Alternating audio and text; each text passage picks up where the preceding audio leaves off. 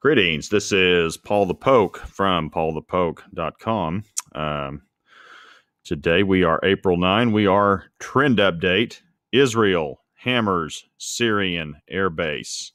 And again, we're April 9, 2018. Scripture references out of Isaiah 17, verse 1. The oracle concerning Damascus. Behold, Damascus is about to be removed from being a city, and it will become a fallen ruin. Also, same prophet, Isaiah 17, verse 9. In that day, their strong cities will be like the deserted places of the wooded heights and the hilltops, which they deserted because of the children of Israel, and there will be desolation. Which brings us to central Syria. We're going to focus in on this map on central Syria and take a look at an airbase. So again, Russia is upset with Israel over a missile strike in the heart of Syria. Now, previously, Russia has been silent with previous Israeli intervention in Syria, and there are reports out of Syria that would indicate 14 were killed in this strike, including Iranians. And you are looking at the Tiyas Air Base, also known as the T4 Air Base, which is near Palmyra. So you see Palmyra to the east of this air base here in central Syria. The event took place at 4 in the morning. Now, many people think the missiles were a response to a Syrian poison gas attack held in East Damascus over the weekend. In their estimates, the time of this article coming out, there were 40. I've seen as many as 70 people killed with the gas attack, which was located down here in eastern Damascus. And so you can see, of course, the Russians military have entered Duma and found no evidence of the use of chlorine gas. That could have been some other gas, but it's pretty obvious there was a gas attack that was used over the weekend on folks in East Damascus who opposed the Assad regime. So Russian Foreign Minister Sergei Lavrov made the following statement. This is a very dangerous development.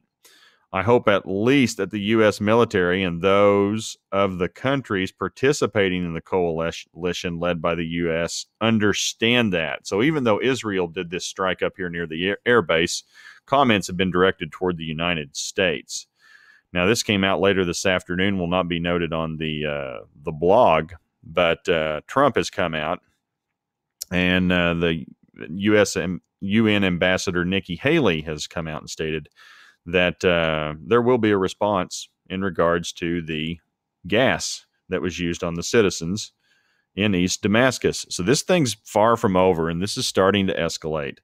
And the big difference is Russia is now complaining about what Israel's doing, where in the past they just let it happen, no big deal. So, now of a curious note in regards to this attack, and there'll be a link provided on the website, some local journalists, or a local journalist, is indicating Russian staff was tipped to the attack. And there was a tweet that went out, and the tweet stated the following: security sources tell me Russian advisors left T4 Air Base last night. They were forewarned about the airstrikes. Incidentally, no Russians were injured in this attack. So, but yet they're upset. So clearly they were tipped. They say they weren't tipped, but nobody that was Russian was injured in the attack. Now, Syria's President Bashar al-Assad is blaming Israel. The United States maintains innocence. France, of course, said they did nothing. And Israel has not commented on the incident, but the following statements were made. And this is from Construction Minister Yoav Gallant. He's also an Israeli security cabinet member, and he's also former Israeli Defense Forces Major General. And he makes the following quote: in Syria, many forces from various bodies and coalitions are operating. Each one says what it says and denies what it denies. We have clear interests in Syria, and we set red lines. We will not allow weapons to pass from Syria to Lebanon, and we will not allow the establishment of an Iranian base. And again, that's from Construction Minister Yoav Gallant, member of the Israeli Security Cabinet, and he's also a former major general in the IDF. Now, my personal favorite quote is from former Defense Minister Moshe Ya'alon, and he makes the following statement: "There's no need to run and tell your friends or to take responsibility. Whoever needs to understand will understand." Okay, so he's not playing around.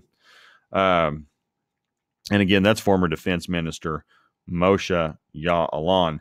And all this comes from the timesofisrael.com. Russia, Syria blame Israel for deadly strike on Syrian airbase.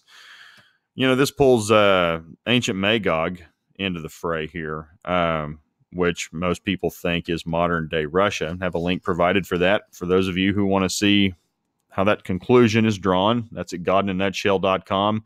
Who is Magog is the name of the article. And then also this morning, Russia has expressed concern over Israel's tactics near the Gaza Strip.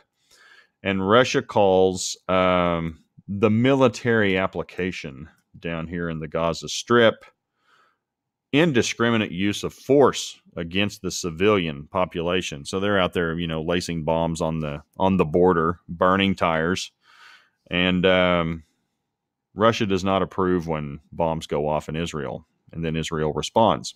But at any rate, Russia is now starting to bark about Israeli military intervention. And that's the first time that's been noticed. So take note of that. Remember the day.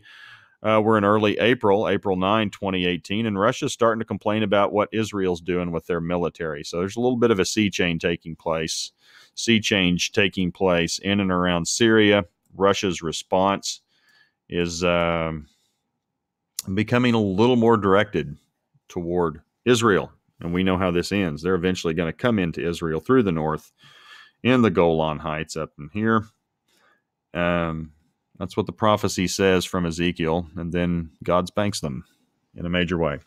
So if you're interested, please feel free to check out paulthepoke.com. Key categories: Ezekiel 38, 39, and Burden of Damascus. You guys take care. Have a great day. Bye.